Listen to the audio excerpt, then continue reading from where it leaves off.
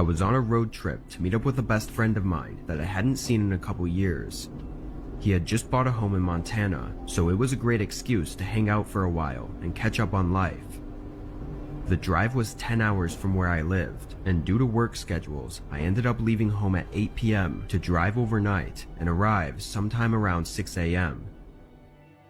I was tired from having worked the whole day before leaving, and being alone on the road made it hard to keep my eyes open. I knew it was going to be a struggle, but after a few hours of driving, I was struggling much more than I'd anticipated. By 1 a.m., it was becoming dangerous how sleepy I was getting, so I was going to pull over at the next town and find a parking lot to rest in for a few hours. But as I continued driving, there was nothing but road for miles and miles. I must have fully dozed off, because the next thing I knew, I was halfway in a ditch slamming on my brakes. Thankfully, I had woken up in time to stop from hitting any trees or causing serious damage to my car, but I was way off the side of the road.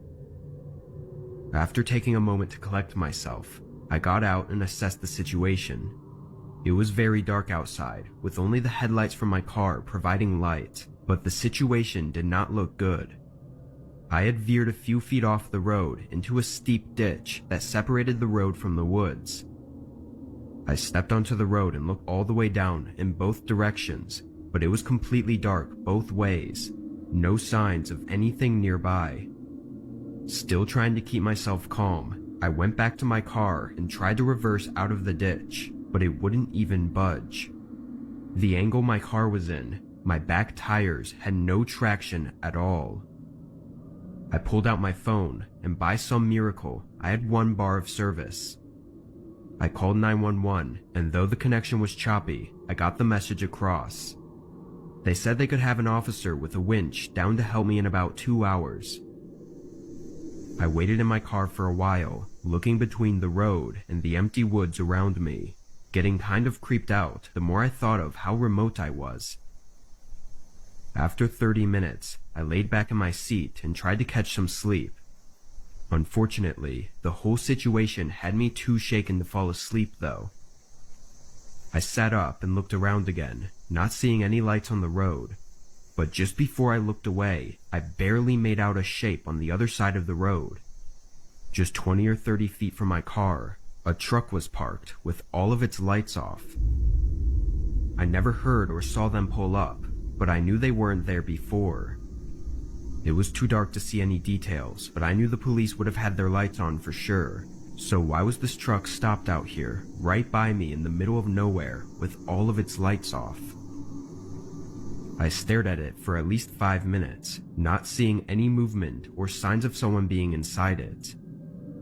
A chill ran through me, and I decided to call the police for an update on their location, but as I turned and reached back for my phone, a figure was standing at my passenger window.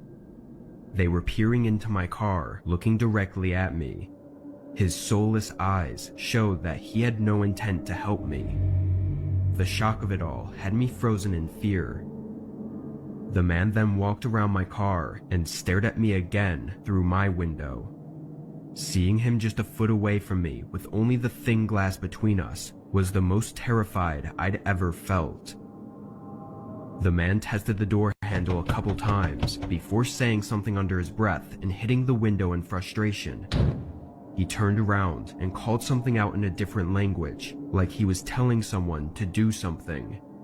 He then turned back and started looking through the other windows. I was in a complete panic, breathing heavily and preparing for whatever was to happen next. But then I heard and saw the truck speeding away. The man by my car looked over like he was surprised and ran up to the road. After a second, he immediately sprinted past my car and disappeared in the woods. Moments later, I saw flashing red and blue lights coming up in the distance. I told the officer what had happened, but of course the man and whoever was in the truck had gotten away with no evidence left behind, other than the eerie shoe prints leading into the woods.